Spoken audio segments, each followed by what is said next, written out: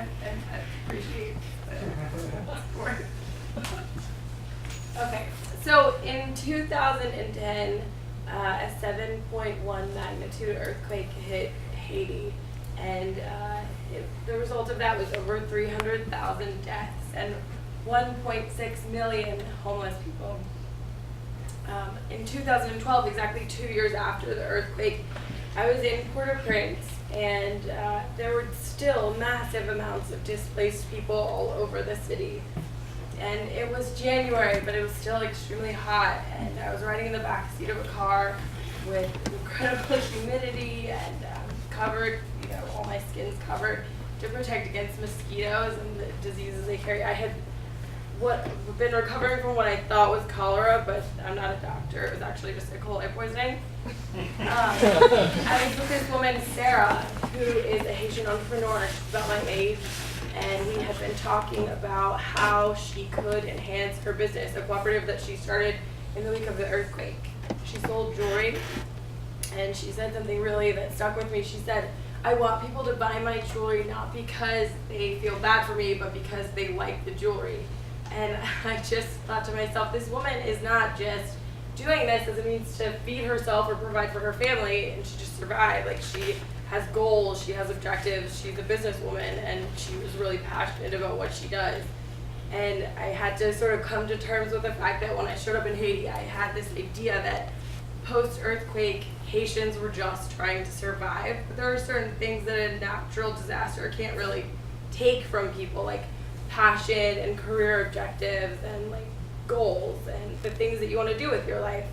And I also realized that people don't just stop in the wake of a tragedy like this. They continue to live their lives. They're organizing. They're not just like waiting for help to show up.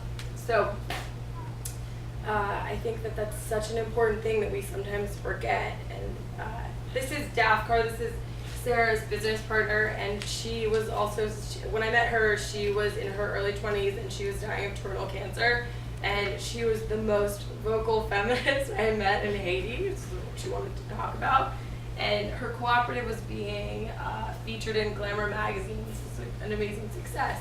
And during the interview process, which was when this photo was taken, she wanted to make sure that the focus of the interview wasn't only on the jewelry, but also on her message. And she said something incredible. She said, I want people to know that women are as powerful as men, and that if a man can move a stone, a woman can move a stone. And that really stuck with me.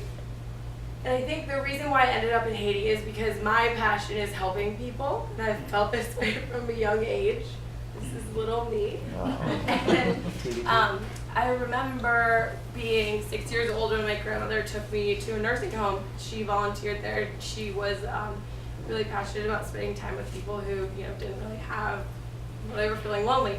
So after this experience, I basically made fast friends with every elderly person that I met because I just assumed that they're all lonely. But in reality, I know that that was just my perception of what the problem was, and I was just like super annoying to pretty much every happy and contented elderly person that happened to cross my path. And I think we see this a lot when we talk about development and disaster relief. I think that the international community comes in, and there are a lot of well-meaning people and organizations recognize a problem and then work very hard to fill that need. But a lot of times there's a space that misappropriation of aid can happen because sometimes the need we see isn't exactly the need that we should be filling. And this can happen because of the fact that, there is a misconception again that the people from the developing world have some sort of insight, some magical knowledge that they don't have available to them in the developing world, that we should just come and let them know, give that monologue.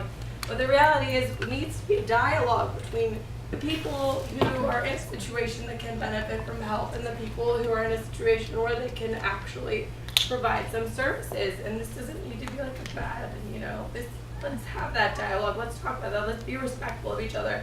And when we do this, we can create a deeper insight into what the actual problems are and work to create real, lasting change and problem solving. And I think that when I left Haiti, I had a better, understanding of what this dialogue can actually produce. And this is my favorite Haitian proverb, and it means neighborhood is family, and I was extremely mindful of that by the time I left Haiti. And so think of Haitians as your neighbors and treat them in the way that you would your family.